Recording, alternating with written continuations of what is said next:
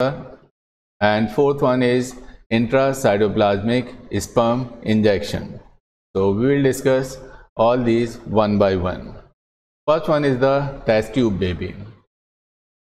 In this method is also known as IVF. In this method, the fusion of ovum and sperm is done outside the body of women to form zygote, which allow to form embryo. Thus, it is in vitro fertilization. Actually, there are two types of fertilization. One is in vivo fertilization and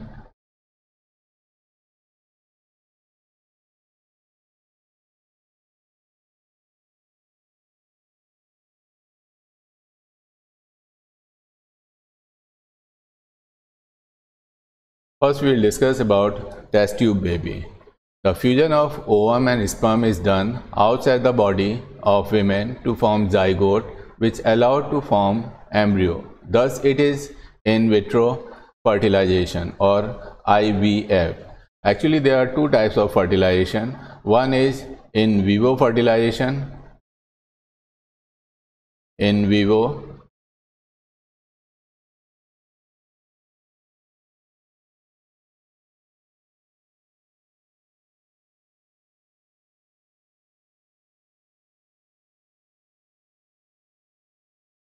it takes place inside body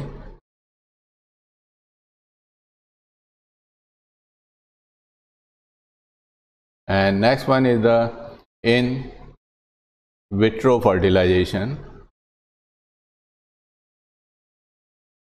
It takes place outside body.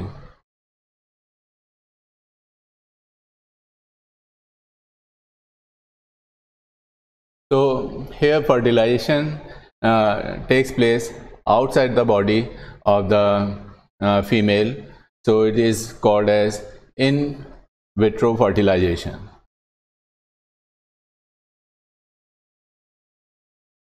This embryo, after fertilization, embryo is formed. This embryo is then implanted in uterus, where it develops into a fetus, which in turn develops into a child. If the zygote or early embryo is transferred into fallopian tube, it is called zygote intrafallopian transfer. And if the embryo is more than 8 blastomere is transferred into the uterus, is called intrauterine transfer or IUT. First test tube baby was Louise Joy Brown, and it was born to Leslie and Gilbert Brown on July 25, 1978 in Oldham, England. इस technique में actually होता क्या है कि sperm को और egg को collect किया जाता है. मेल से हेल्दी स्पर्म्स कलेक्ट किए जाते हैं और फीमेल से एक हेल्दी एग कलेक्ट किया जाता है. एग और स्पर्म का बॉडी के बाहर in laboratory artificial condition, laboratory में बॉडी के बाहर इसको फर्टिलाइज करवाया जाता है, इसीलिए इसको इन विट्रो फर्टिलाइजेशन कहते हैं. स्पर्म और एग का जब फर्टिलाइजेशन होता है तो उससे जाइगोट बनता है और जाइगोट से फिर एम्ब्रियो बनेगा. जाइगोट से एम्ब्रियो बनेगा. अब इस एम्ब्रियो को हम कहाँ पे इम्प्लांट करेंगे? इम्प्लांटेशन यूटरस में होता है, तो embryo is implanted in the uterus. यहाँ पे दो केसेस हैं. अगर फर्टिलाइजेशन के बाद हम जाइगोट को ट्रांसफ़र करना चाहते हैं फीमेल की बॉडी में या मदर की बॉडी में, तो उसको हम फैलोपियन ट्यूब में ट्रांसफ़र करेंगे. तो इसको जाइगोट इंट्रा फैलोपियन ट्रांसफ़र या जिफ्ट कहा जाता है, यानी जाइगोट को फैलोपियन ट्यूब में ट्रांसफ़र किया जाता है. अगर हमने फर्टिलाइजेशन के बाद एम्ब्रियो बनाया है तो एम्ब्रियो कहाँ ट्रांसफ़र होता है? इम्प्लांट होता है यूटरस में. इसको इंट्रा यूटराइन ट्रांसफ़र या IUT कहा जाता है.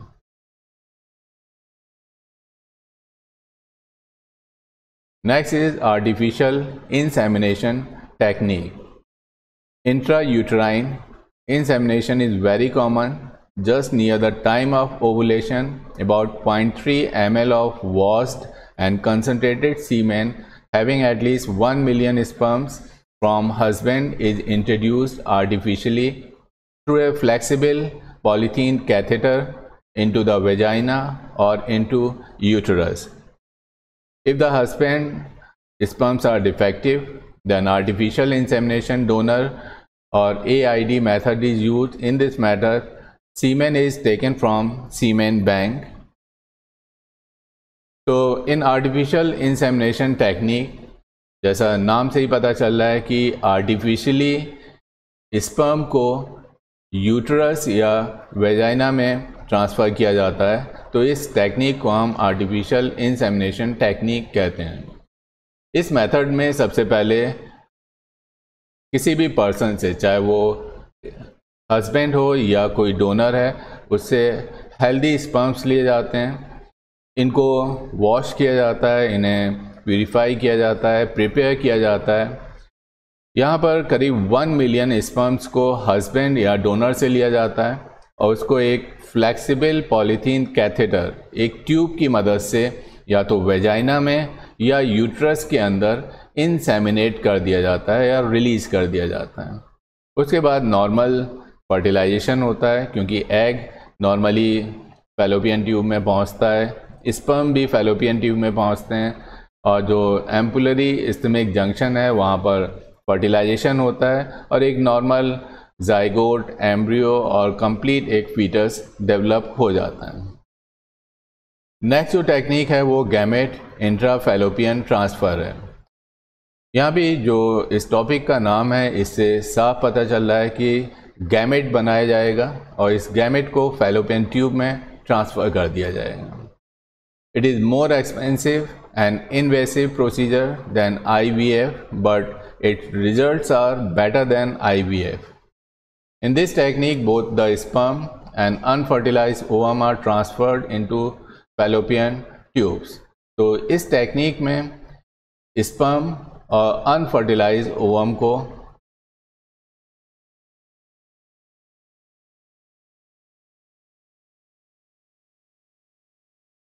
Third technique is the gamete intrafallopian transfer. ये जैसा कि यहाँ इस टॉपिक का नाम है कि यहाँ गैमेट को कलेक्ट किया जाएगा, यानी मेल और फीमेल गैमेट को कलेक्ट किया जाएगा और फैलोपियन ट्यूब में ट्रांसफ़र कर दिया जाएगा। चलिए इसे देखते हैं। It is more expensive and invasive procedure than IVF, but it's results are better than IVF. IVF means test tube baby, जो फर्स्ट टेक्निक हमने डिस्कस की थी, ये उससे ज़्यादा सक्सेसफुल है, लेकिन ये थोड़ा सा एक्सपेंसिव भी है। इस टेक्निक में both sperm and unfertilised ovum are transferred into fallopian tubes, then fertilisation takes place in vivo, means inside the body. After that, embryo is developed, implantation of embryo takes place in the uterus. All the remaining stages are same as in normal fertilization. तो यहाँ पर जो first step है, healthy sperm और एक healthy ovum को mail और female से कलेक्ट कर लिया जाता है। इन स्पर्म और ओवम को, अनफर्टिलाइज्ड ओवम को, फिर कैथेटर के ज़रिए फैलोपियन ट्यूब में ट्रांसफ़र किया जाता है। फैलोपियन ट्यूब में जब स्पर्म और एग को आर्टिफिशियली ट्रांसफ़र कर दिया जाता है तो यहाँ पर फर्टिलाइजेशन होता है, जाइगोट बनता है, फिर एम्ब्रियो और बाकी स्टेजेस जो नॉर्मल एक रिप्रोडक्शन का प्रोसेस है उसी की तरह बाकी स्टेजेस कंप्लीट होती हैं। एम्ब्रियो जाकर यूट्रस में इम्प्लांट होता है, फिर फीटस होता है and then after 9 month delivery होती है। Next is the intracytoplasmic sperm injection. It was first described by Van Steenbergen and colleagues in 1992 in Belgium.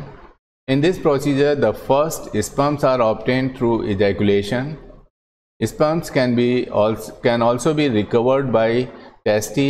It's a method, testicular sperm extraction or MESA, microsurgical epididymal sperm aspiration technique. तो किसी भी technique की मदद से sperms को collect कर लिया जाता है। इसके बाद then a single spermatozoa is chosen, एक सिंगल स्पर्मेटोजोआ को चूज किया जाता है and it is injected directly into the cytoplasm of an oocyte by micropuncture of zona pellucida. This procedure is done under high quality inverted operating microscope. तो first step क्या था कि healthy sperms को collect किया जाता है। इस healthy sperms को में से फिर एक सिंगल स्पर्मेटोजोआ को चूज किया जाता है